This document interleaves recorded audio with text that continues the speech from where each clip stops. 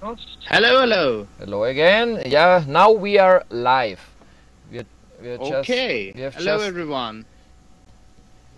Hello. hello. Hey, Hello, Magnus. Marie.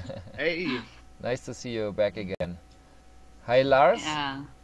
Hello. Lars. You can quickly introduce yourself. From Denmark, and basically I'm fighting the abuse of covert electronic abuse around the world, and which includes microwave weapons, mind control weapons, and so on. So it's very broad, and that's basically what I'm working on at the moment. I'm Marie, and I'm from Sweden, and I have Morgellons and a lot of other things who is strange. So today I feel very bad, so I have very problem to concentrate, and that's one of the thing of my sickness. So there is a lot to tell, and I hope it will be easier when we have talked little to me to start. Okay, thank you very much, Marie, because I know that's a very big effort for you tonight. Hans, just for your information, Magnus just tried to ring me twice, so maybe you should try to ring him. Okay, I will call him. Okay, while you are calling Magnus, I will quickly introduce myself. I'm Melanie. My name is Melanie Vritschan. I'm 41 years old, and I live in Brussels. And Yes, hello. also a victim, targeted individual, like most of us here tonight. And together with Hans, we started this discussion group because, well, we will just not take this anymore. This is a severe violation of human rights, and we are determined to do something about this. And now, Magnus, that you are that you have joined us, could you maybe tell us quickly in 3 minutes who you are and why you're here?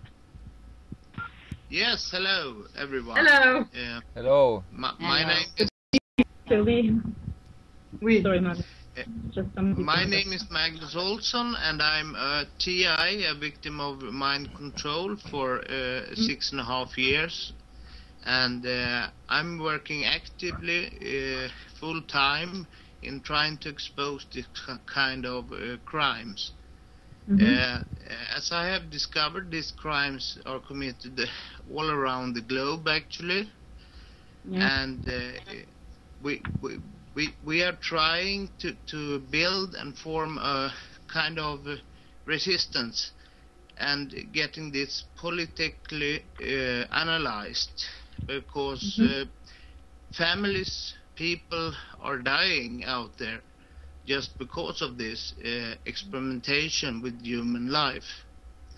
This life science never ends, actually, because when they reach their goals, they have set of new goals, and so it's running and running and running through the years. This has been going on for 40 years in around the world, and you have the MK Ultra that was also a commitment to experiment on human beings without their consent. We're going to go into this later, MK Ultra, and we're going to discuss this tonight. Okay, thank you very much, Magnus. And Sylvie has just joined us from Belgium. Hello, so, Sylvie. Can you quickly say who you are and why you're here tonight? Okay, I'm a friend of Melanie Vritschan, and I heard about her illness, so I would like to know more about it, because it's during now for 2 or 3 years, and I'm a little bit worried about what's happened with Morgellons. So, yeah. Okay. Okay. Thank you very much. Hi everyone, sorry I'm late. My name is Will from the States. highly active for a long time on lobbying, changing laws in this country, internationally, as well with the chemtrails and agriculture, and been involved most of my life with knowing the truth of what's going on, industrial, agricultural, food chain, and so forth. So I'm glad to be here. I'm also a member, associate member with the Morgellons Research Group, which is morgellonsresearchgroup.com, and we can talk about that later. But thank you for having me here. Yeah, you're most welcome. Okay, thank you very much for joining us again tonight. To being faithful to our group, loyal. Well, I wanted to change the concept a little bit. So we are going to see now an introductory film, a quick short movie with the subjects of all of the subjects that concern us tonight, which is nanotechnology, mind control, Morgellons, and electronic harassment, torture. So we're gonna, if Hans is ready, just how do you say? Go to the movies for a quick moment and watch this introductory film. This I'm testimonial. John Oellers, also known as John Vritschan on Facebook. I'd like to talk to you today about nanotech, which is not nanotechnology. Nanotech are a family of organisms and parasites which are known as organic implants. These are used with mind control, direct energy weapons, electronic harassment, and other things along these lines. These have been around for years. Now they're starting to talk about Morgellons disease. When you have time, look up nanotech and look up Morgellons, organisms and parasites. You'll find out that they're very much the same.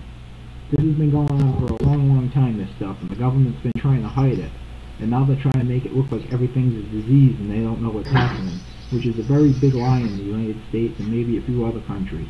These Morgellons implants, people have always used these in different ways. As far as all the information, I do have some on my webpage at John Vritschan at Facebook.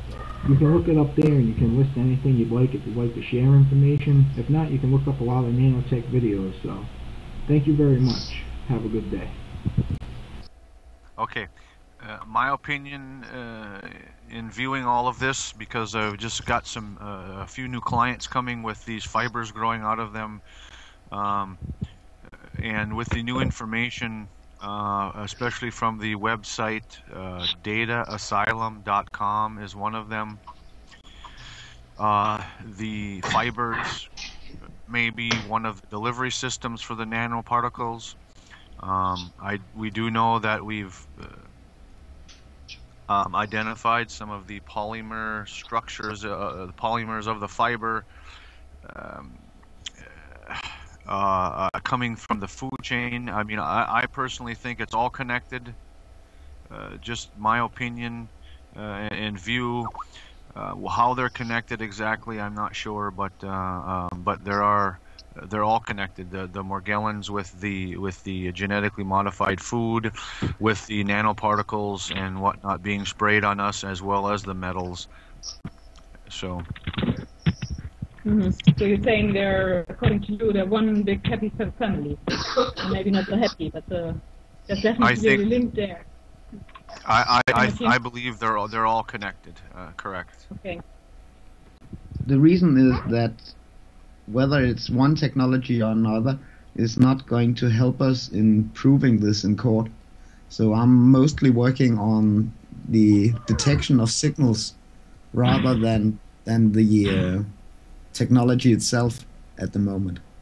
So, but today actually, because there's a big, huge American organization with 1,500 members of targeted individuals, and they are having calls basically every night, and the biggest one is usually Saturday night.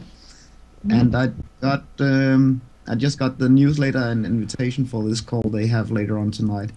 And on this call, they actually had are any of you familiar with Dr. Staninger? Yes. And her work? Yes? Yeah. So basically they have a video of her work that I'm going to post here on the IM. and a little video, and this is basically related to it, and that's basically how much I know about it. Yeah. So, but I think it's and also she's made something called, or it's referred to as the Steininger report on this. So, but it's very. I've read it, but it's very technical, and it's very hard to comprehend for layperson. And this is why we're not using. I'm not going to use it at the moment in my work because it's very hard to explain to the layperson. So we're concentrating on other sides of it. I became a victim when I actually visited the hospital. I had the kind of anxiety attack, and then I was sedated, and I continue. When I woke up, I was in the orthopedic region of the hospital, and I didn't have any problems at all with my my autonomous system. So that was very strange, and then the voices started. They started to open up a line that I was online 24/7, and I've been so for 6.5 years right now.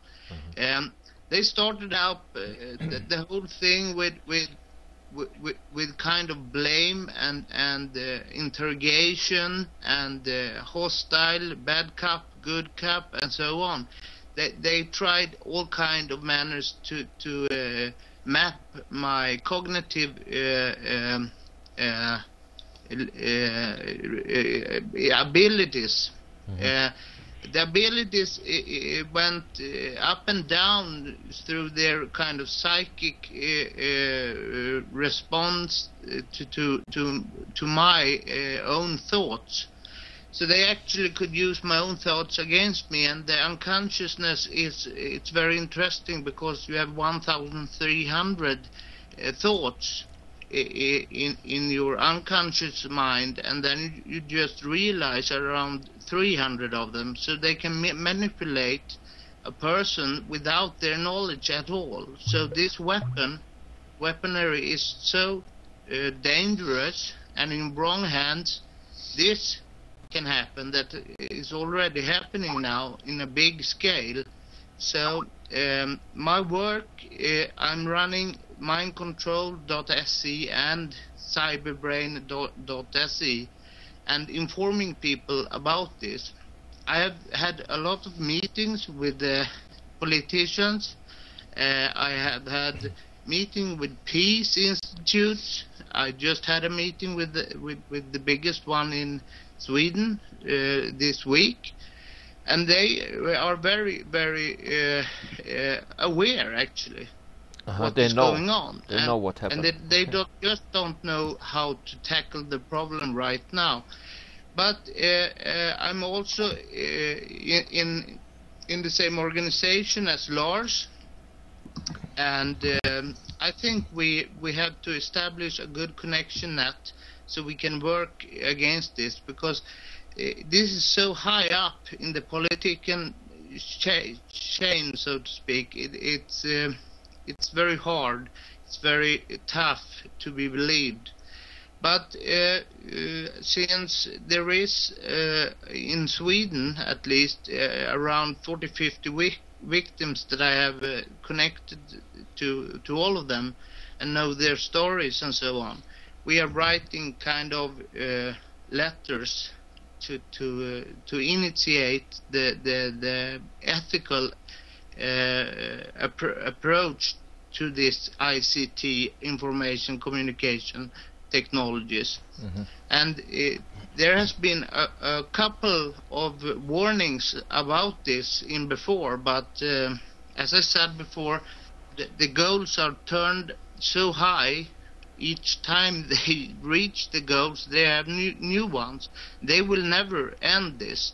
They are actually this has been going on in the top secret world for 40 years, and I have a lot of information to read on my web page It's just information actually on them, and there is also sources that are reliable.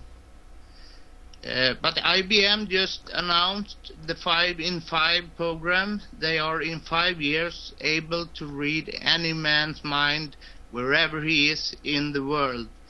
You will also be able to use telemedicine and screening for the hospitals in the future are like virtual. And virtual patients, they are talking about it, and they can also help you with the telemedicine wherever you are in the world, and also x-rays. So this kind of implants in the nano size is so very hard to discover. They interact with your brain even through artificial intelligence. And when you're talking about the artificial intelligence, then IBM also said in the 505 that in the future you will never have to have a computer. You can have the web verbally and talking to the web, and you cannot differ from a human being. So you can actually have a computer with feelings and so on, and they are building this right now. And the artificial intelligence is a war machine that can run over every man. So when they use the artificial intelligence, in my case, they can almost repeat my thoughts in before. It's about attoseconds, it's about picoseconds and femtoseconds. It's about nano size machines on the scale of 50 nanometers. So there is not a normal X-ray that can detect this at all in a usual hospital. So it's a kind of waterproof crime, this, and it's committed without any human dignity at all. It's really the evil in himself. Yeah. So I hope we can discuss and help each other to find different kind of solutions, because I'm not working in one direction. I'm working in a couple of directions with different kind of institutes and so on. Yeah. There has to be a big computer they are using, right?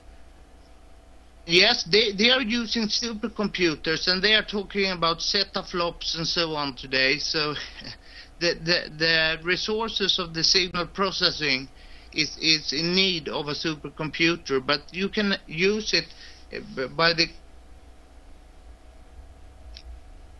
cloud computing way. The new way that IBM also started is that you never have the program in your device. The program is somewhere else, and the supercomputer can back up anything, as in my case.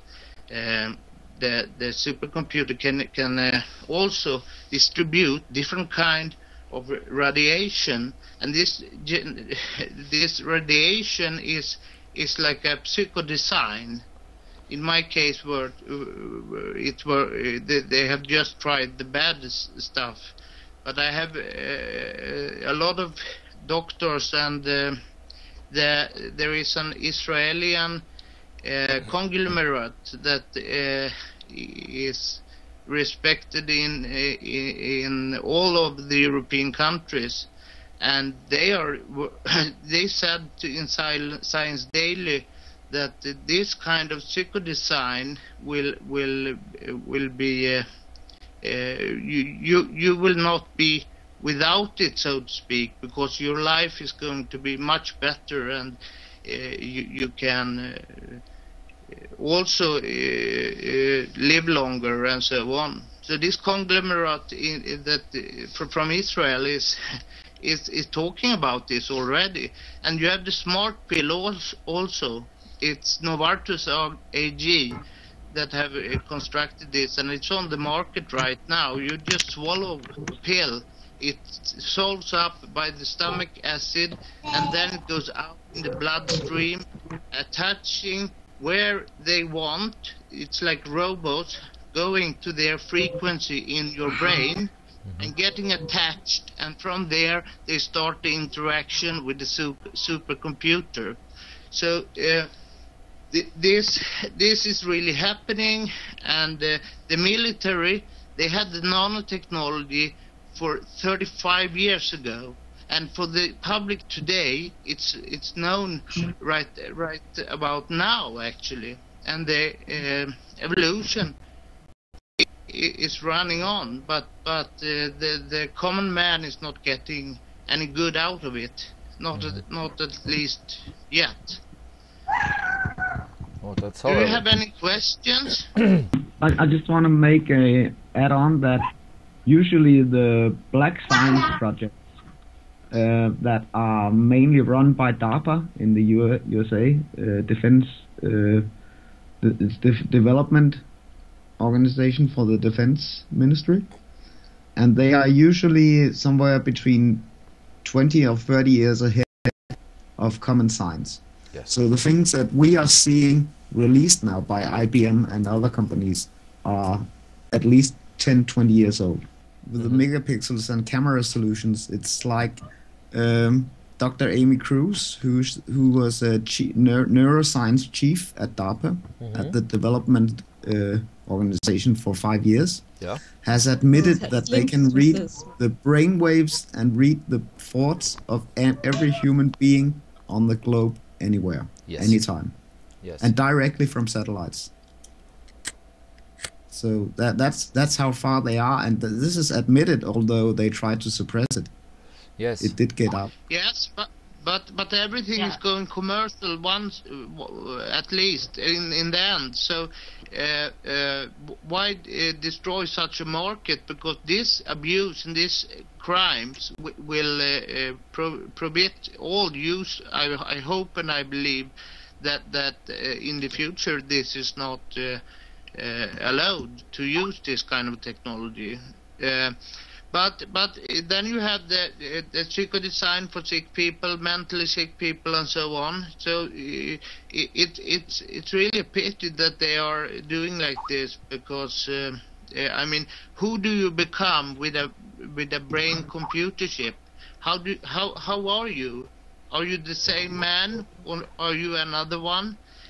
While you can actually stimulate a person to anger, to fear, to love, to everything. They can even direct your dreams and make them like a movie, and you are acting in the movie. In Silicon Valley, they actually have asked Hollywood to produce movies cut from real human dreams. So this neuroscience is going so far beyond that you can ever believe. Even me as a victim, I've been through holographic display and computer marking in almost a Windows format when I have closed eyes. The list is, there's no end of this list, and that's why they will never give it up. I wanted to say, I don't know if you heard that in the presentation, that actually this person said that it is actually linked to mind control. It is a technology to totally control the human being, what they have invented, and now they're covering it up and call it a disease, you know, because they don't want to, of course, admit that it is a control tool. So they say it's a disease. It's try to cover the truth up. Yes. Because it's not an actual disease. It is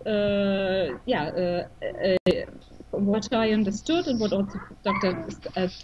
Stanning has said, and maybe we can elaborate on this. It's an invasion of human tissues by nanotechnology. And we do know that it also has a mind control application to it. Yes. So I believe it's all linked up, and it's all, they are all members of one horrible family. And the main goal is to control and human beings and to suppress our freedom. That they call everything disease or psychologic, but you can look at me, because when we're sitting and talking here about everything, I can say my head's going around because of the electricity, and I have a lot of activity around everything what we're talking about tonight, and I am alive. I'm a real proof, and you can look at me. I look like shit today, and I feel, and everything what you said, Magnus, then you can just see it's me, and I can't understand why there is so many questions and why so many people have so much problem to understand this is a real thing will happen. This is not a movie. This is not science fiction. Something you can read on internet. This is the real life. Yeah. I have, my last week have been awful, and I have been sick for 6 years, and this go up and down, but this last week, after all this with our computers and everything, has been real awful. So this is the real truth. This is real truth, and you can just look at me and it says everything. Yeah, I know what you mean, Marie, and I know what you feel, and I mean, we talk often on a bilateral basis, and I know that, how you feel. Can you hear my? Are there still audio problems? Yes. It's not. I will just say this. It's not important how I feel, because I can take handle of my own feeling, but it's important to the people to know. No. This is the I agree, and this is why we're here. But what I say is that this cannot go on. We all agree that we will not take this any longer. I mean, this is we have to do something. Of human rights. For me, it's a crime against humanity, and we will not accept this anymore. And this is why we're meeting. So I know it's really horrible. I can tell you, and this is why I know that I'm a victim of a targeted individual, and also victim of of directed energy weapons, because before this show started tonight, they were heavily bombarding me with radiating me. I could feel waves going through my body the whole day. That the whole body vibrates. It hurts terribly. I mean, I don't need to outline to you what it means to be a victim of this radiation, these microwave weapons. But so I know it's really horrible. I know what you feel, Maria. We talk often. But what I wanted to achieve with this group, and especially tonight, I wanted to try to get a little bit more concrete, is to come up with concrete actions, what we can do about it. Because one thing is clear: we will not accept this any longer. Exactly. So I don't know, Hans, if it is possible to put a second video, maybe, where it explains a little bit more about mind control, explains a little bit more regarding these weapons of directed energy, and I believe the electricity that you feel in your body. It's hard to dispute that, especially when you look at the past history of what's gone on in our country, and when you look at what's out there. Now, I prepared this elaborate speech to make today, and I'll try to stick to it somewhat. I don't want to come across as mechanical, but I do feel it's important to educate, and in part of that, I put out what is out there that I've found out in the research. So like Derek said, I've been doing this for probably about the last 3-4 years, and it's mainly looking at the available literature about the history of unethical, non-consensual human experimentation that has gone on in our country that many people are aware of, many people are not. And also into what has been defined as psychotronic or cybernetic technology. And these are things that sound real science fiction and are easily discounted by most people because they don't believe this stuff happens. We see it in science fiction movies. Well, there's more science to this than there is fiction. Most specifically, I've really focused on looking at the history of the covert behavior modification programs, things like MKUltra, and the means that have been put in to achieve what they were going after for their goals. Now, the MKUltra projects, many of us know that these focused on studying how to alter or control human behavior. And this was initially through the use of various psychoactive drugs, hypnosis, and sensory deprivation to create suggestible states so that people could be controlled or given a hypnotic suggestion.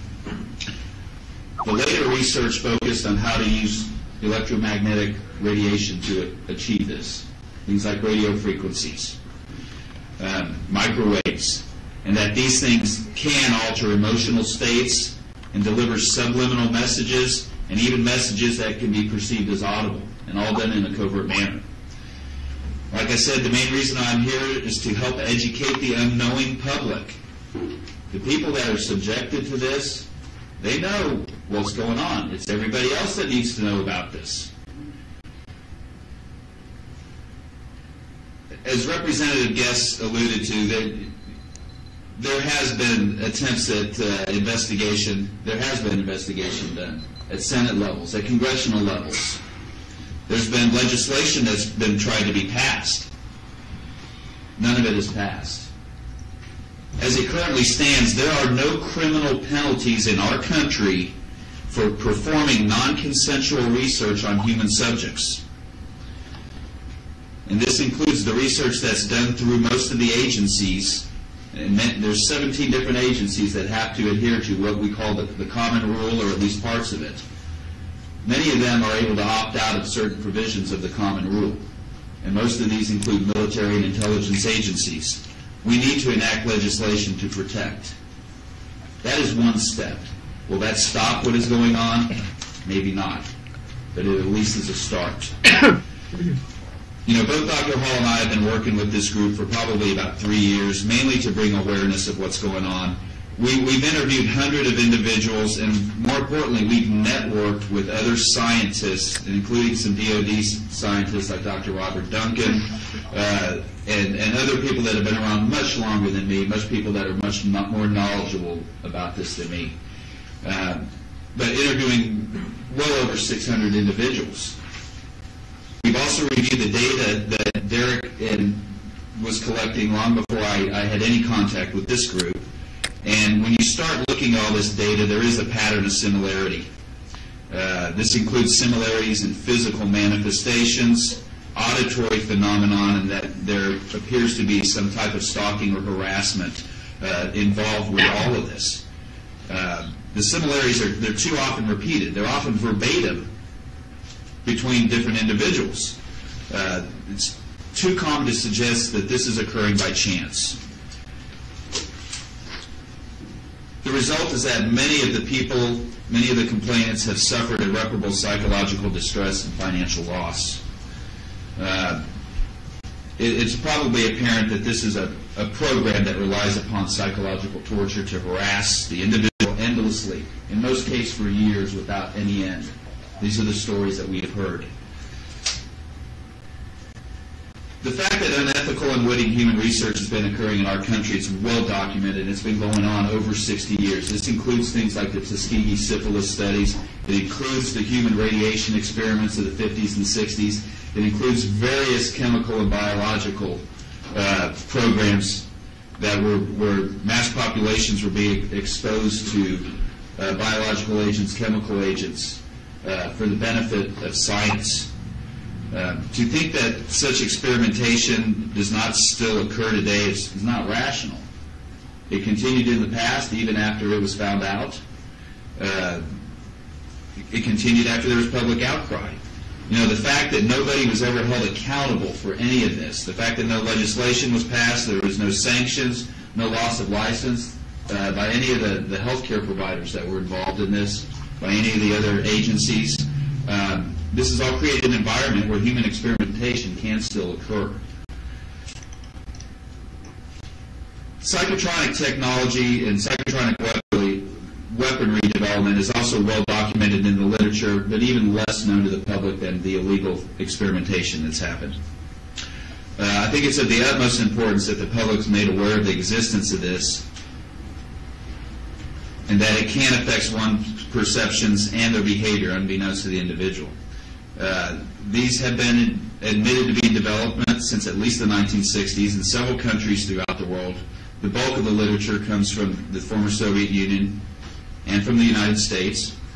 There's media reports from 1994 in the Moscow News that reveal that there was a collaborative effort between the United States and the Russians to develop this technology back then, and that in September of 1990, there was even a collaborative agreement signed between the CIA and the KGB. This is information coming from one of the directors of the factories that was manufacturing the technology. The primary concern in the development of these so-called non-lethal weapons is that the stated intentions of the people developing them is that they wanted to implement their use upon individuals and populations at large for ideological control of the masses or tools of political and social control. Is that what it's being used for? We don't know. We can only surmise. It appears to be using on individuals. One of my concerns is who has access to this technology and are they using it for their own individual means. I do want to provide a definition of the term psychotronic for those that are not familiar with that. Most easily stated to be an application of an external stimulus, energy, or some force that causes an alteration in the perception, sensation, or thought process of an individual. A better definition is provided by Lieutenant Colonel Timothy Thomas in his very good article. It's called The Mind Has No Firewall. It's from the U.S. Army War Quarterly in the spring of 1998, in which he reviews the available literature on psychotronic technologies at that time. And the definition he provides is that these weapons have the ability to take information that is stored, and this is in quotes, information stored in a man's brain. It's sent to a computer, which then reworks it to the level needed to control the man, and the modified information is then reinserted into the brain. This is what they envision. In essence, these weapons interact directly with the human nervous system, and the nervous system becomes analogous to a living computer. And for lack of a better term, that computer can be hacked into. Scientists that we've already mentioned, people like Delgado and H.A.A.R.P. discovered in the 60s and 70s that electronic stimulation of the brain and subjecting the brain to directed radio frequencies and microwaves can induce any desired emotion that you can experience. It can also control motor movement. After their direct stimulation through implanting electrodes at that time, the study moved on to, can we achieve this in a remote fashion? The results of that literature are not made publicly known. It is known that the research was done. There's been other research that is focused on what is referred to as biological radio communication, and this was referred to in a memo from CIA Director Richard Helms back in 1964, when they were also aware that the Russians were already researching this. Like I said, this technology has been investigated for a long time. So these methods of delivering messages directly to the intended target without the target having any mechanical receivers is what we're looking at. These messages can be subliminal, they can be perceived only by the subconscious, they can be perceived audible without any other bystanders around being able to perceive. Lars. What would you like to say regarding the video? Basically it's a very important video, but Dr. Robertson is going to be on the board of directors of the international group together with Dr. John Hall and so on, so I know the video, so I hope I wasn't rude by just going for a cigarette. And I just want to elaborate a little bit on the things he's talking about, the legal aspects. Basically, the Russians were way ahead in this technology in the 50s and 60s, like he probably mentioned. And they proposed during the SALT nuclear arms race, yes, when they made the SALT agreements, the Russians actually proposed that to take those kinds of weapons into this program to make sure that they would not be spread around the world. But the Americans did not accept that.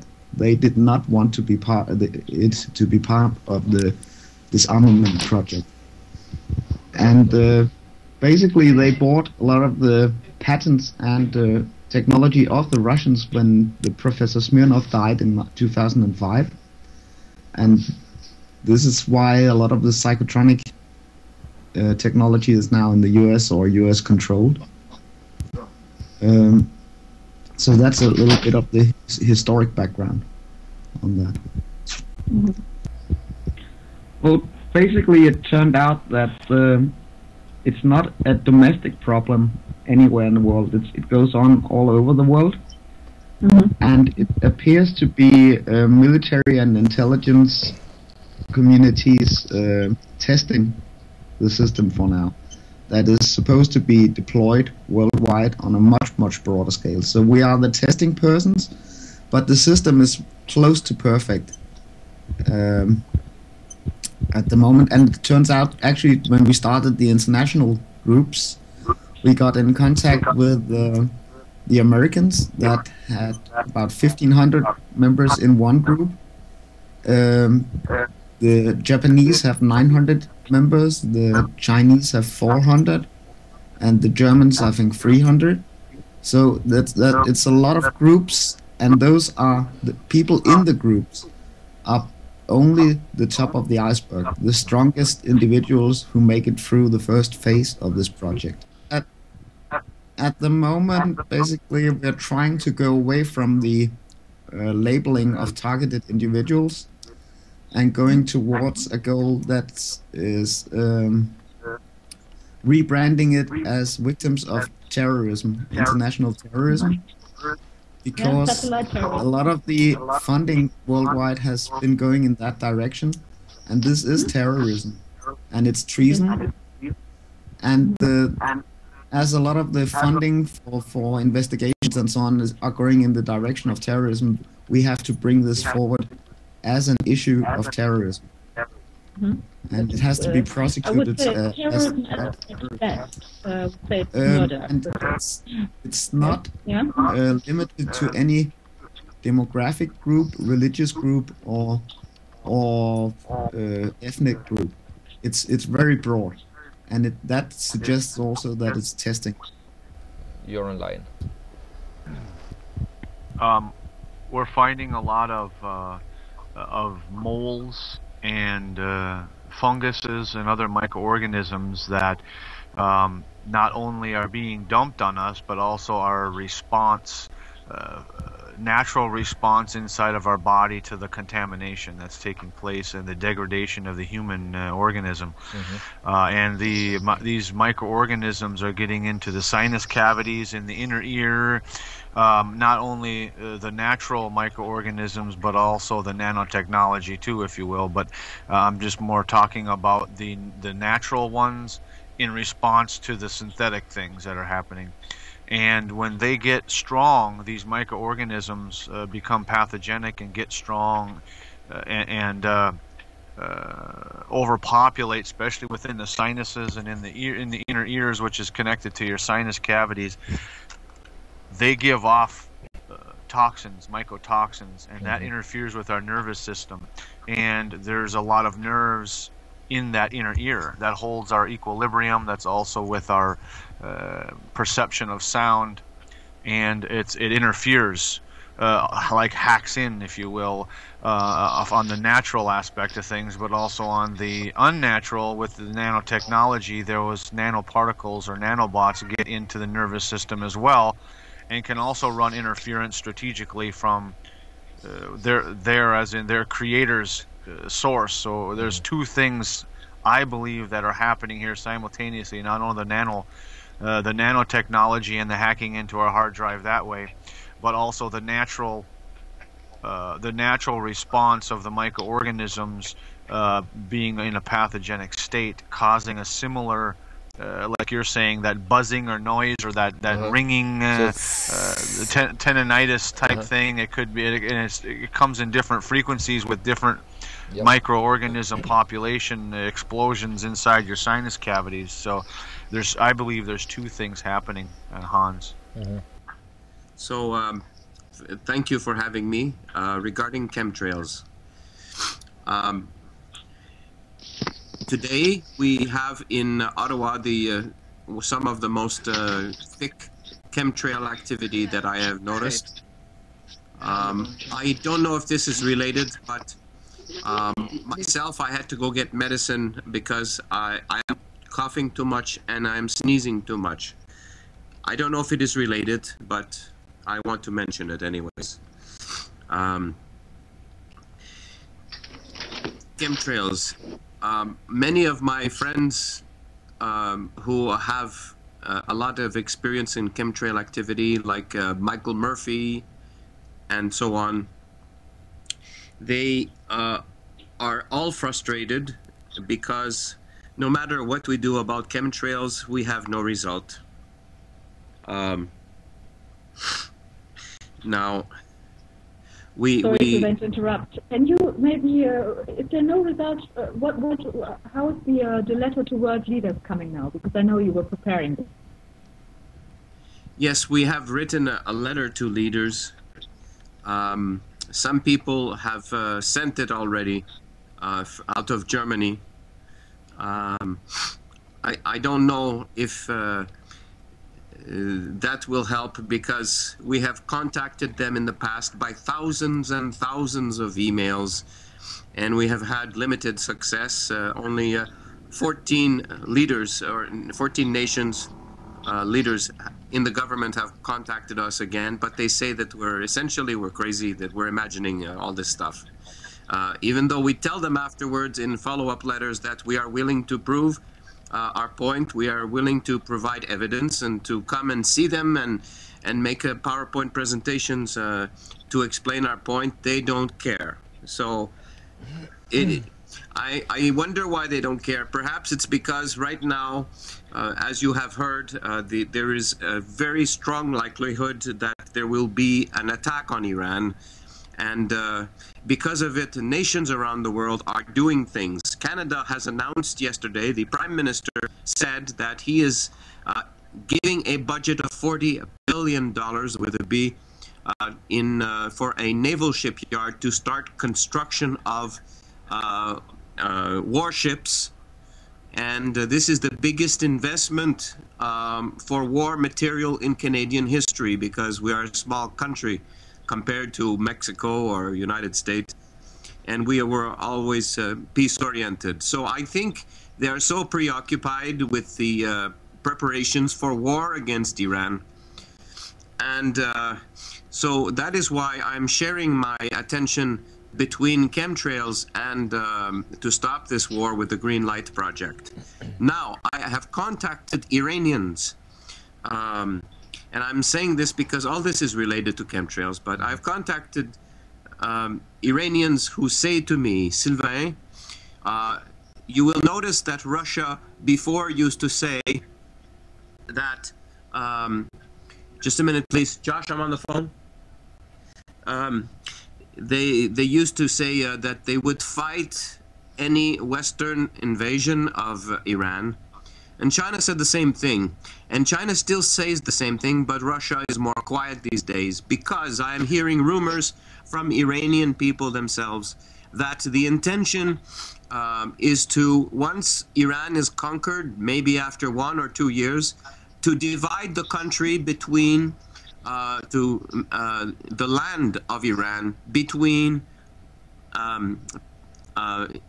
Afghanistan, Iraq, Pakistan, and Russia to the north. If you look at the map to see where Iran is situated between Afghanistan and Iraq, and the American army still has secret bases over there. So it looks likely to me that there will be an invasion of that country. We have to ask ourselves, why are they spraying us? And this is perhaps a military preparation activity.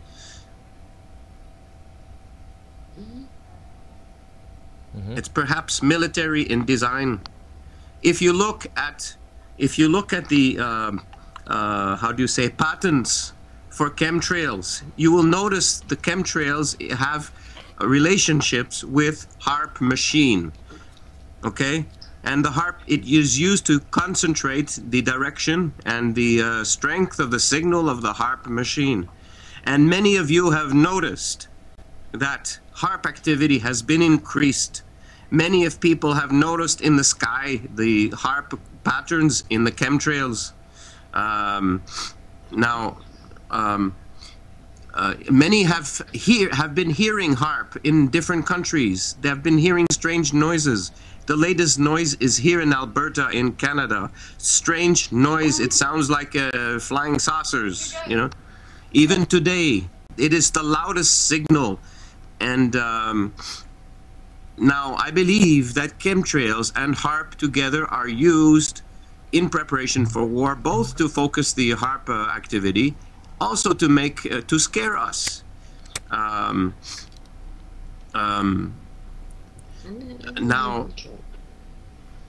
in Iran, for instance, there are videos of H.A.A.R.P activity connected to the burning of seals and dolphins, because I've seen this. Really terrible. Yes, because H.A.A.R.P and chemtrails are weapons of war also. It's not only to make us weak. It's not only to make us weak. It's not only to change our willpower. It's also to connect it to the H.A.A.R.P machine, because I'm not changing the focus from chemtrails, because chemtrails, I believe, is a military activity. Well, can you hear us? Yes, I can. Thank you. Okay. Could you quickly introduce yourself? Can I do what? Introduce yourself. Oh, okay. If you could introduce yourself. What do I say about myself? I'm Will. That's who I always have been. But because I chose the name to be an independent individual, I began to think differently from everybody around me. You people are talking about something I never ever thought of, chemtrails. In this area where I live, there are very few of these chemtrails that you people talk about. I think I've seen a couple. I live in Arkansas in the United States, and basically I see contrails. I don't see chemtrails. I may have seen 2 or 3 this last year. And to be talking about this kind of thing and in the depth and the regard that you people are talking is surprising to me. And I think it would surprise 90% or maybe 99% of the people in the state. Basically, I'm an apolitical individual. I'm more inclined to be on the spiritual and philosophical side of life. But I'm a friend of Hans. I've been working with. I've known him for maybe 8 or 10 years now. I don't know. He'll keep track. I don't. Yeah. And I've been trying to do what I can to support him in his efforts. First of all, I want to say that the chemtrail truth movement has been going on for at least 15 years, and 15 years of failure. We have the evidence. We have more than enough evidence. And we have no unity whatsoever, because we have all refused to look at the common denominator between all of us. And that is the tool of all great politicians who want to unite people into action, is to find the great common denominator. Hitler did it, Goebbels did it, all the great leaders today, even Bush did it. And we are not doing it. We are trying to find, to share information, and this information is being shared. But nobody believes us because we are divided ourselves, and even some chemtrail activists are actually fighting each other and discrediting each other. I speak to the leader of the Belfort group, who is in Belgium, and with all the activity he has generated in the world attention on this subject, still there is no action, even though he himself was a mayor of a town in Belgium before. I highly recommend that our group seek to have power and to have unity first, and it can be achieved very simply.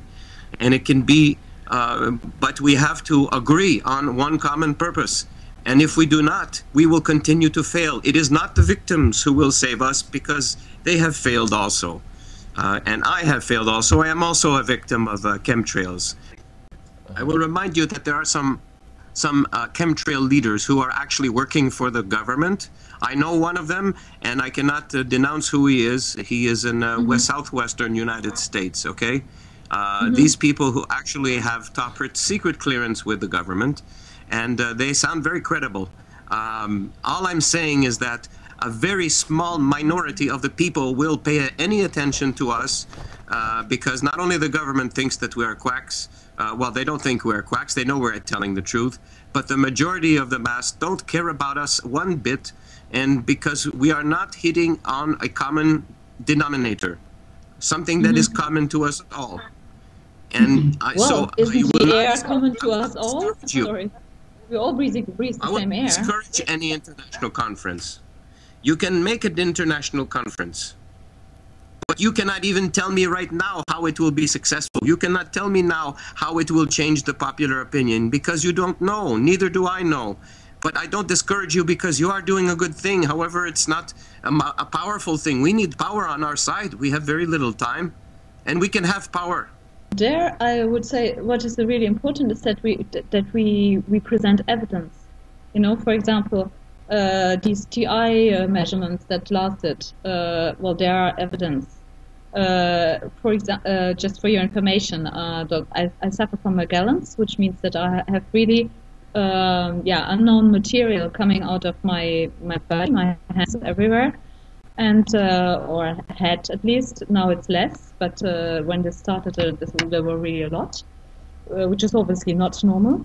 And I took them to a professor here in the university, to an environmental toxicologist, and also the chairman of public health here at the Leuven University. So quite a respectable university and man, I'd say. And believe it or not, we did 2 samples. I presented him with 2 samples. And I think the first visit to him it's dating from August. And the second one was in October. We're now mid-January, and I still didn't succeed of getting the results of these samples, this analysis. I called numerous times, and when I had them the first time, they said, okay. They looked at it in the lab under the microscope, and they said that they were quite surprised. They had never seen such structures. It's nothing they are used to. They don't know what it is. So, and that's why he asked me to come back to take a second sample. So they have never seen anything. What it proves is that it's certainly not something common. So he told me he had never been confronted with Morgellons, or I don't know if that's true or not, but what they said in the lab, it's some unknown material. So we took the second sample, and now we're mid-January. I've called numerous times. I had Peter Verreke, that Sylvain was just talking about, the founder of the civil rights movement here in Belgium. I had him call. I left messages. I called. I tried to get everything. I asked even my doctor to send another letter to this man, to this professor, to say, okay, I have the right to get these results, and I want now the report of this analysis.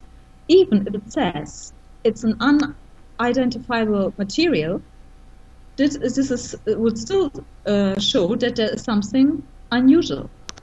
You know, it's some sort of proof or some sort of evidence. But what my guess is, because the first time when I went there, he actually showed me the report from the first sample. And it was in Dutch, but I could understand it, and I can tell you that I saw crystalline structures, polymers, all kinds of stuff that you will normally not find in in the human body. So we need to find proof. If we want to be taken seriously, we need to find proof. So I really try to get this this analysis, because then we have some evidence that there is something wrong. The other thing is, and I don't want to shock you, but it's Dr. Will Spencer has now left us, but this is really true. There have been bending electrical tapes found in the throat of some patients that strangled them to death. So he confirmed to me that several people have been dying from this because the doctor has not taken them seriously. And there are electrical bending tapes, and they strangle people.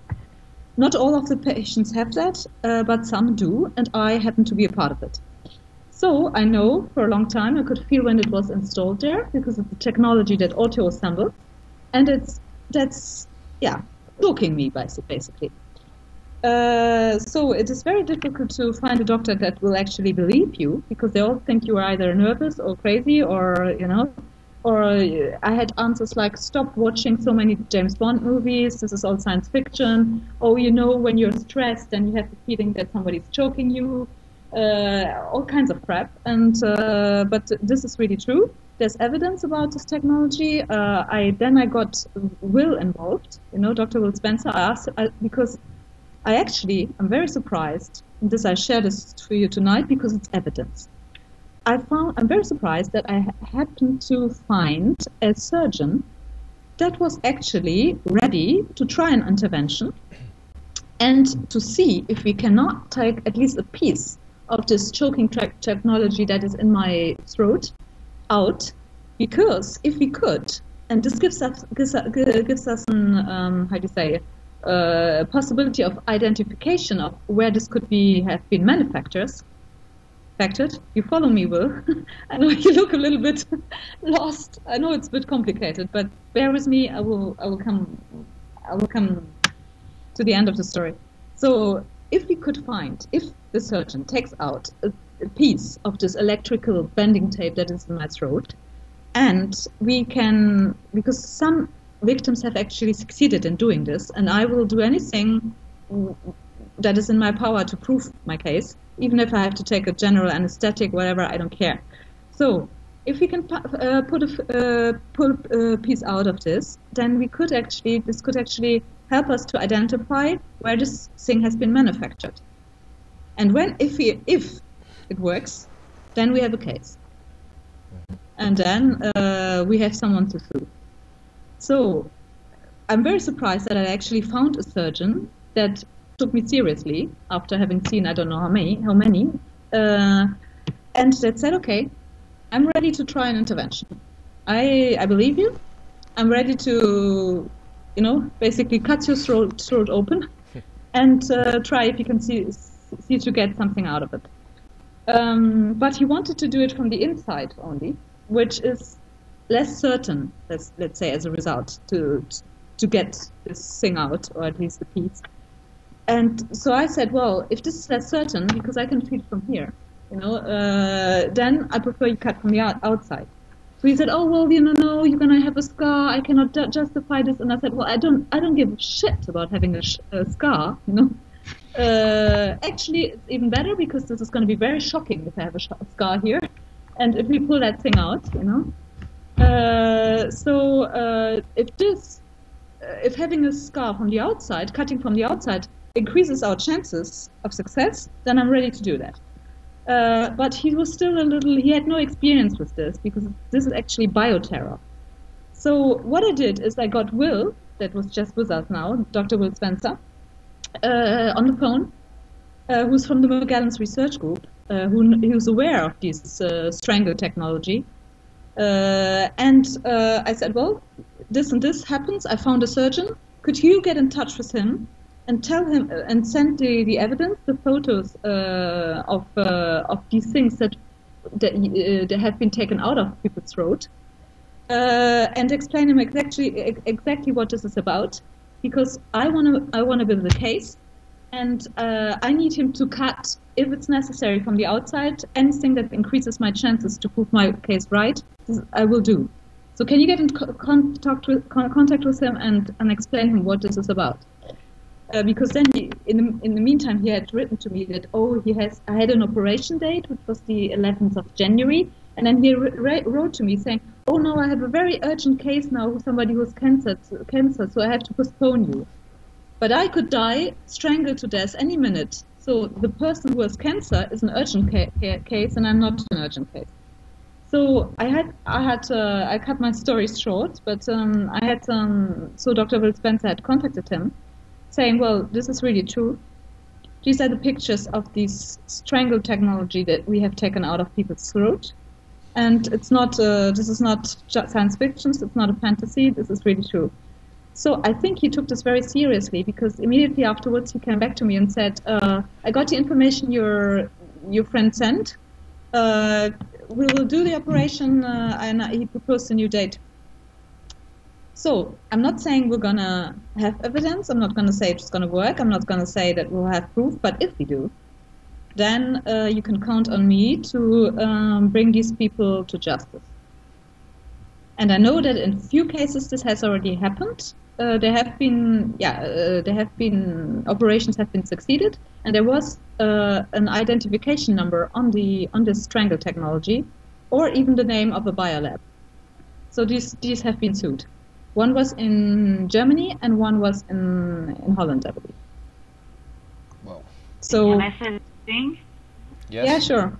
My story is finished. My horror story. Wow. The story finished. The problem is that I'm very afraid for you, because I have proof. I have taken away 3 cysts. They have done 1 biopsy in my head, and I try to tell them about maybe I have 10 different fibers in my head I can pull out every day, and I really have the proof. But the biggest problem is there is no one to really who is important, that who can do something, or maybe can help, or maybe take the proof to the next step. That's my biggest problem, and I'm afraid, because you have been also in many, even if they find, you must really trust the doctors. So yeah, that's you my don't worry. do something. Yeah, so because I'm so surprised that I can show them. I have red fibers, black fibers, silk fibers, white fibers. I don't know how many things I have in my body. Around. And they will tell you that you have picked up these things and put them on your hands, and then you come to the doctor to say, hey, this came out of my skin. Because I had answers like this. It's really crazy. I do that when I was in hospital 3.5 years ago. I do that in that time, but then I was so bad, both psychologic and in my body. So they started to treat it with some medication, and then I have a lot of problem, because now, almost 4 years after, they think, oh, I'm crazy. And I'm so surprised, because every time I go to the doctor and I tell them, and they see year after year my hair not growing out, I try to tell them how much it hurts, because it's like chicken skin on my head, and even if they see me, so they're turning around and say, oh, she must shaving every day. And it makes me so crazy, because I'm a real proof. I can, they can look if they want to do it. And maybe I will take a gun and say to them, pull out this shit out of my hair and look it under the microscope, because my biggest problem is to find the doctor. And now I will wait to come to the hospital again with the skins I don't know what's name in English, but in the hospital. So we will see if they can, because I can prove the way, and like you said, it is electrical. It's like it twisted around my neck and truth, and I really can pull them out, and I can really see they are magnetic, they are electric. I have done the research by myself for so long time, so I know I'm not crazy, and that's what you're talking about before. We are so many people here, and I think it's a very, very big problem for the people who is sick, because I can talk almost, but I cannot do anything because I have not the power, I have not the energy, I have nothing. I've been so sick for so many years. So yeah, but that's just what they want to achieve, and I know, but. I think I agree, completely agree with you. I had the same problem. Doctors would not believe me. But I must say, but I think also that we are here. All these testimonies, they are already proof. You know, do you think all these people? Because the other victim, there is so many people like me and you, and they don't know where they should go, because I didn't know about Morgellons 2 years ago, two and a half years ago. I thought I was poisoned. So I was many years. I also found it out because they told me it was because I traveled a lot at the time. It was a tropical disease that I had probably caught when being on mission, also, which is completely crazy. And it's actually me who started reading, and I found this. But what I agree with you, it's very, very difficult to make the doctors listen. And actually, I have also often the impression that they're actually in on this. You know, actually they know what's going on. At least a few, I believe, and they do not want to recognize it. Because this is why the thing, I mean, you know, it's what you said is that you're afraid for me because I'm doing this operation to prove my claim correct. But also because I'm trying to save my life, because otherwise I will be strangled. But it's true that it's a risk to put myself in the hands of this doctor, because very strangely, even if these things have been happened, even if they did operations, or with my sample now, then they have mysteriously disappeared in the lab or whatever. So I'm going to be put to sleep completely. It's a general anesthetic. So it's true, if I wake up, I have no control about if he tells me, well, we didn't find anything, then I cannot do anything about it. But if there's at least the smallest chance of success, I think I have to do it. Because if it works, you know, if it works, and it's absolutely no guarantee, but if it works, then we have a physical evidence of this nanotechnology in my body. And then I'm going to sue this company's ass, you know. I think you have. So we need to focus about finding proof. Yes, I think you might have a problem both in Sweden and Holland and Belgium and Denmark. We all have public healthcare systems, and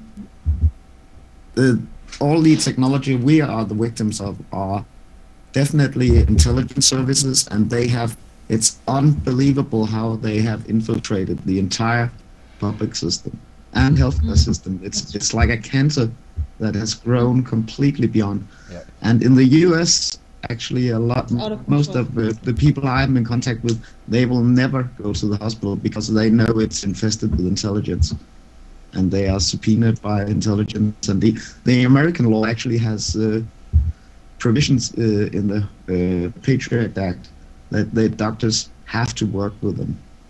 We don't have that in Europe, but they do. And we are just consider that this is all a public enterprise. It's basically the same company. You cannot distinguish. I'm completely aware of you cannot this, distinguish the public hospitals, intelligence, and military research. It's all basically one melting pot of criminals. Right. There so might what be do you good suggest? people in I should not do it? but if those few who are decent people in there, get too noisy and too loud and try to expose something, they are disappearing very fast, and they are threatened, and very few people who have reached this doctor degree and so on are willing to put their own lives on the line to expose this. So just consider when you're going to a public hospital. Yes, but the alternative is that I'm not going to do anything about it, that I let myself tortured and killed, even, or strangled to death without even trying to, to expose this or to do anything about it. So I'm completely aware of what you're saying. I agree with you. This is all one corrupt family, to say, and the intelligence services are definitely play a big part in this. And we're not human beings to them. We are research research objects. Project. Sorry, that's what I wanted to say. So I agree with you, but I always believe that there is, in this ocean of really dark things and horrible crimes, I always believe that there's the one lucky strike, which is always in the minority, and if you fall on the right person, you might get lucky. And it just takes a lot of luck and a lot of endurance. I think you really have to do you really have to do your homework and check out this person out first, and basically let them know and get them to tell you whether or not they are going to put their own lives and livelihoods on the line for you. Well, what would actually happen if this doctor pulls out a piece of this electronic bending tape? What would happen to him? In what way is he going to put his life on the line? Sorry, Marie, I'm asking. What happens is that he will be a subject either to mind control technology. He will be labeled by another doctor, maybe a dear colleague, that will label him as a mentally delusional person, maybe an alcoholic. He needs to be medicated, and he's basically just caught away, like next room to the other people. If he puts this thing out, there's physical evidence. If he succeeds in getting a piece out. Yeah, but you mean afterwards he's going to be labeled as crazy? Some other doctor is going to look at it and say he's a crank, he's a crook, and his medical license will disappear because he's obviously not knowing what he's doing. If he knows what he's doing, if you know what I mean, he's going to be discredited. Okay, so what you are completely underestimate their power.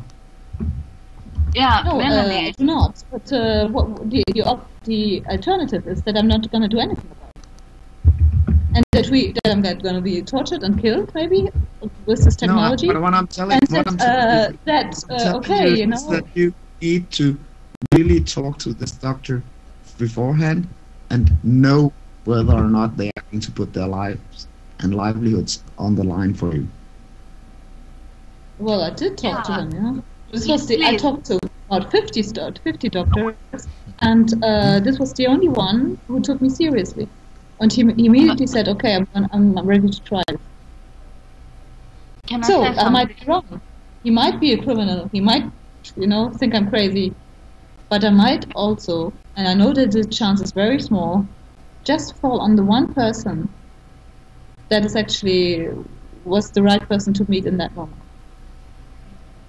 And I know the chance is small, but the alternative for me is even less unacceptable, which just means not to doing anything about it. And saying, oh, well, the whole system is corrupt, they're all evil, he's not going to do anything because then he's going to have problems. Anyway, it's doomed from the start. I cannot do this. I cannot say that. I've always been an optimist, but maybe a little bit too much. But I cannot, especially what's going on, I cannot stand here and say, okay, I'm not going to do anything. It's anyway no use because they're all corrupt. See what I mean? No, I don't see what you mean. What I think is that you should really make sure who you're dealing with, and otherwise you should consider doing it privately in a different country. Like when I did my MRI scans, I went to Bangkok. I had them at a private hospital in Bangkok instead, so to keep out the Danish intelligence community and the Danish healthcare system out of it completely. And I got them with me under my arm when I left. Yeah, but you didn't get. I mean, it could be anything. You didn't get results from them. Well, from what I understood. No, I didn't get results in the sense that they are definite proof, but they do show anomalies. You can just not say what it is. Yeah, but just like together mine. with the frequency scan and other things, you can. You have several packages of circumstantial evidence that all points to the same.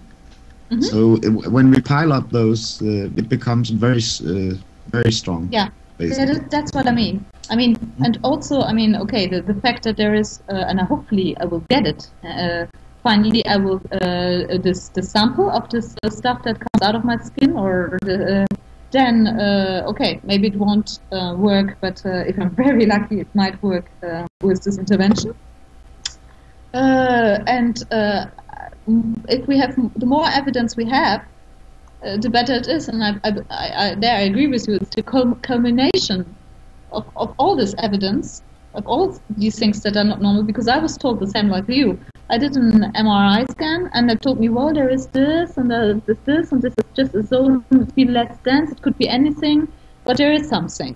Okay, but if there's more things like this, okay, the analysis with the toxologist in the chair of the, that I'm hopefully gonna get. If we get something from this operation, and we might not at all, I agree with you, then this MRI scan where there is something that it could be explained by various things, but okay, there is something. Then the frequency test. And all these things together, I agree with you. At one point, I will not be able to say anymore, oh, well, this could be anything, or, you know, maybe just a zone that is less dense, or maybe this is, you know. So, and I believe I have to do anything, yeah, to further this goal. And anyway, I mean, I'm constantly strangled. I cannot live with this, you know, I mean, go on. So anyway, I need to take some action, you know, even if it's not gonna result in anything, but maybe it will, you know, you never know. That's horrible. Possible. I'm not gonna go too much into detail now. I mean, I'll tell you next week. But I have actually, because we all agree, I think, that we need to bring these crimes to public attention. So I have by myself started I've contacted a few journalists, and in view of a TV interview and in view of a radio interview. So I will not say anything about this right now. I will explain more about that next week. But I believe that it's only this way we can go. So I think there are three main things we need to do. We need to get more organized. I completely agree with Will about that. We need to found an organization. To get stronger. Agree on a leader. Identify a few key people that could help us. The rest is going to be snowball effect anyway. Then the part, I believe, is we need to focus on the evidence. Anything that can prove our claim. And the third is that we need to go really public. Now, what's this? So, I mean, I think it's very important that we have these meetings, that we exchange experiences, but we need to, we need to say it loud. We need to go and raise awareness and address the public with this. And actually, you have 1,000 new victims every day. Is there data? Yes. So so you have the estimate that 1,000 new victims every day are victim to this Morgellons bioterror. This is one of the things when you that's look for this organization. You need to gather that data, all the data that will support your speech. It's the how do you say the absolute the leading scientist that has studied this from the beginning that has come maybe up they with have, this, maybe they have, but you have to have a core of data to work from. Yes, I agree, and this was what we said in one of the last meetings. We said we needed a database with where all the doctors, patients, scientists could share their data about Morgellons. But so it's commonly accepted that there are 1,000 new victims around the globe every day. So my reflection is to arrive at such numbers. For me, this can only be airborne. You know, how could it spread to such diverse region of the globe if it's not done by airplanes? I believe there are other channels of deliveries. I believe you can swallow it in food, maybe vaccines, or even they put it in the drink water. I mean, in tap water. I've heard there are certainly other ways of delivery. But to affect so many people on such a large scale of the globe, I believe it can only be airborne. That's my personal opinion, and that's how it's linked to chemtrails. And then also, I think we discussed this last time. The samples that have been analyzed of this material that comes from the body of the patients, of people, actually match chemtrail samples that they took. It's the same material. So, for me, this is linked to chemtrail. Yes, because it's coming over us. What I think is that maybe the people who don't have the symptoms and everything, they maybe have it inside, but it's just not activated yet. They are. Yeah, it's actually estimated that it's already in the blood of every person on this planet, or at least 95%. I believe she talks about the wine test. So it is apparently, well, the only thing I can say, there is a test with red wine that if you rinse your mouth with it and spill it out, actually, I've personally not done it, but I have an experience linked to this, that actually there is, it gives, I don't know how you say, like mousse, you know, and it moves when you spill it out. So when you're infected with Morgellons. And this is apparently because wine had some reaction to this with this technology. What I can say about this is that before I even knew that I had Morgellons, my son was about 3 or 4 months old. I was very, very tired, but everybody told me, oh, it's the baby, that's normal. But I knew there was something absolutely not normal going on. So finally I managed to get an afternoon free. I mean, somebody, babysitted my son, and a friend of mine invited me to a restaurant. She said, you have been through so much, so I would like to give you a nice treat, and I would like to invite you to a restaurant. So obviously there, I drank wine. You know, I drank a good red wine.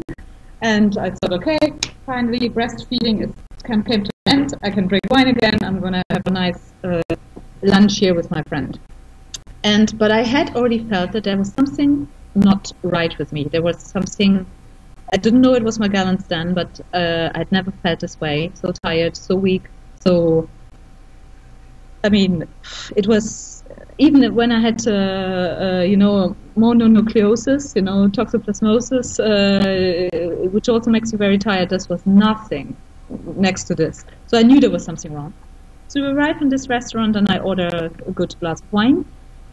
And I drank it, and I could feel my mouth moving.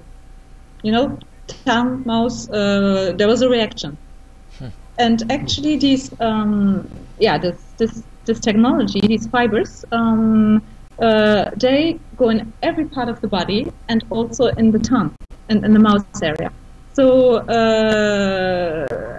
when this is installed, and I know there's an implant also, so I can feel them in my tongue, in my ears, everywhere.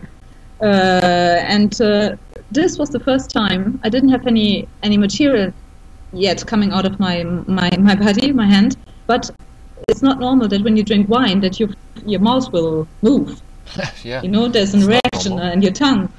So I believe this is what years later that I heard about this wine test, that this is a test with red wine you can do to see if you're infected with Morgellons or not, that this was the first sign.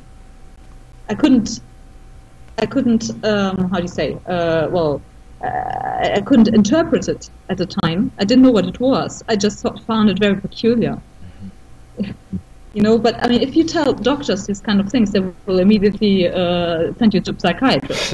Yeah. If you say, well, I had a glass of wine and my mouth was moving, or I had a reaction, then it's going to think you're crazy. But this is what I know about this, and it was years later that I read that apparently one way of detection, if you're infected with this, is this red wine test.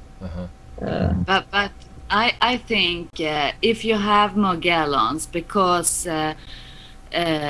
you don't need to do this wine test, you can see if you have it. Yeah, you can see it, because I remember maybe 4 or 5 years ago, and I had never heard about these Morgellons. Then I saw the first, I thought that was like from a pen or something who goes under my skin. So, okay, I think that's nothing. But the beginning with Morgellons, I think it's begin with cold and problem with your lung and very weak, tired.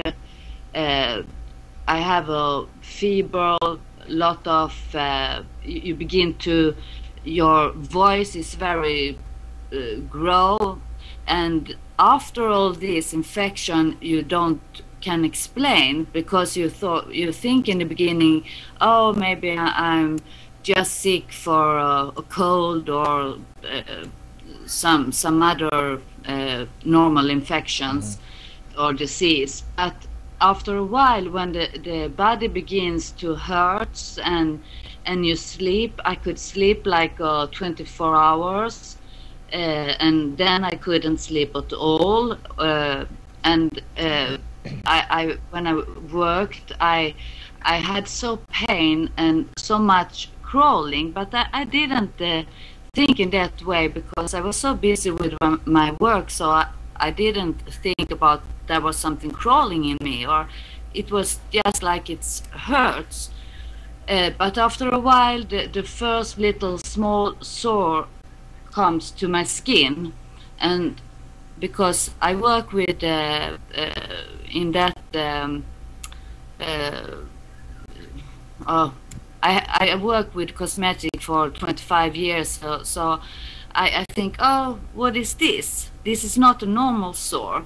And then I begin to see the fiber, and I think this is something wrong, but I couldn't believe that was something who looks like a small thread, or how I can explain it. I don't know if I said right word, thread, in English. What I want to say about this, Marie, and this is really what I mean. The same. Well, it links to what you've just said, and it also links to mind control. And because I know I'm mind control. Yeah, I know that but I mean, Melanie. But what I want to say is about this, that with this technology in the body, it actually, and this I read, and scientists say this, if you're skeptical will, but and I know it. I experience this myself on my body.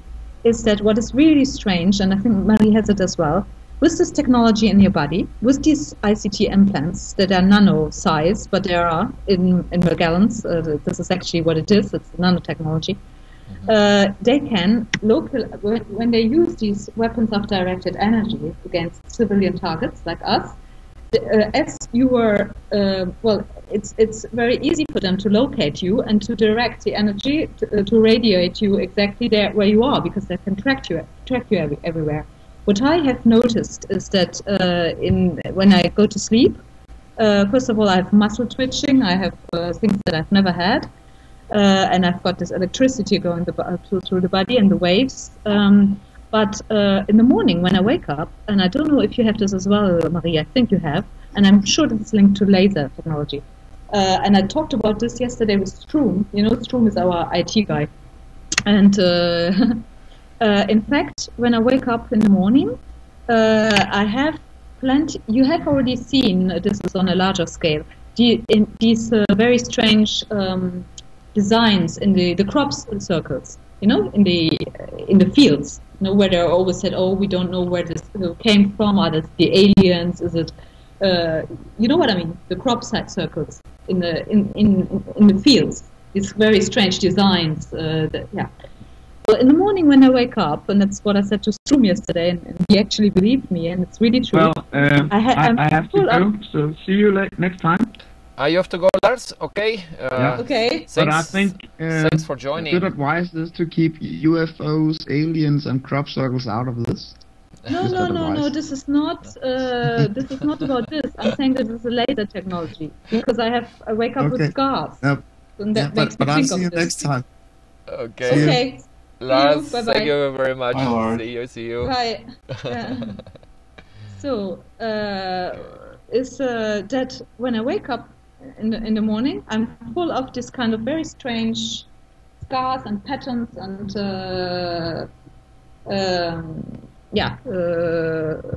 how do you say? Very strange. Yeah. But things. You know what that all over, like little scars, and this is not normal.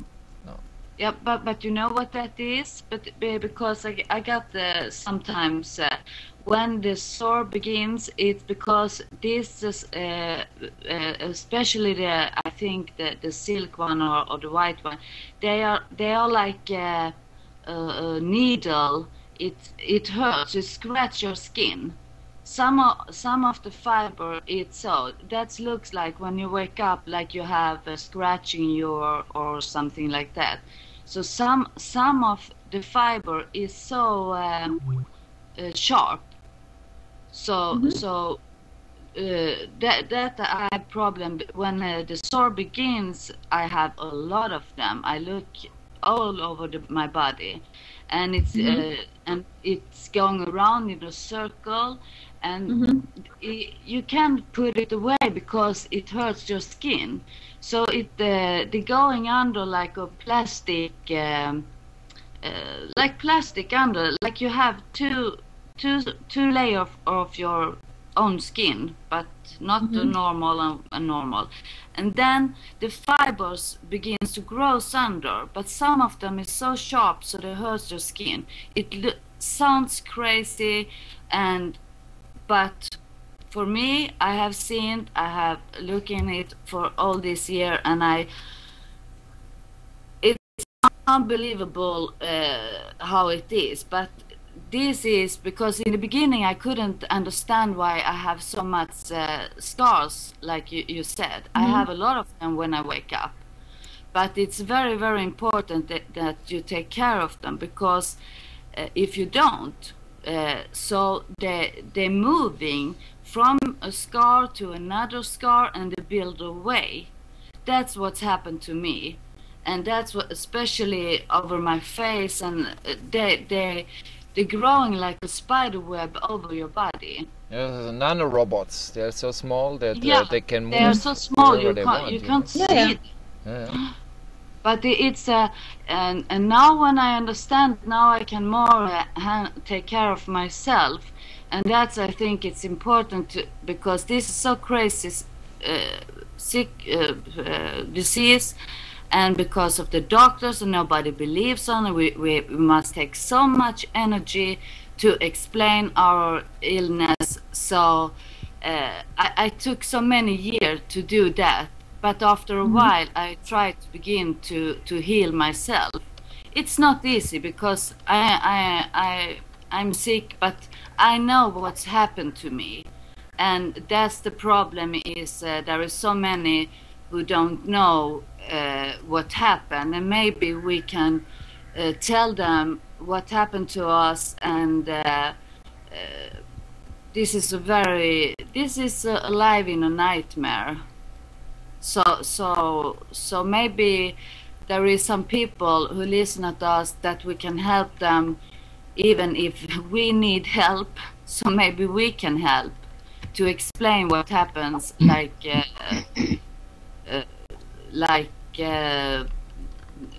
you said about this wine test.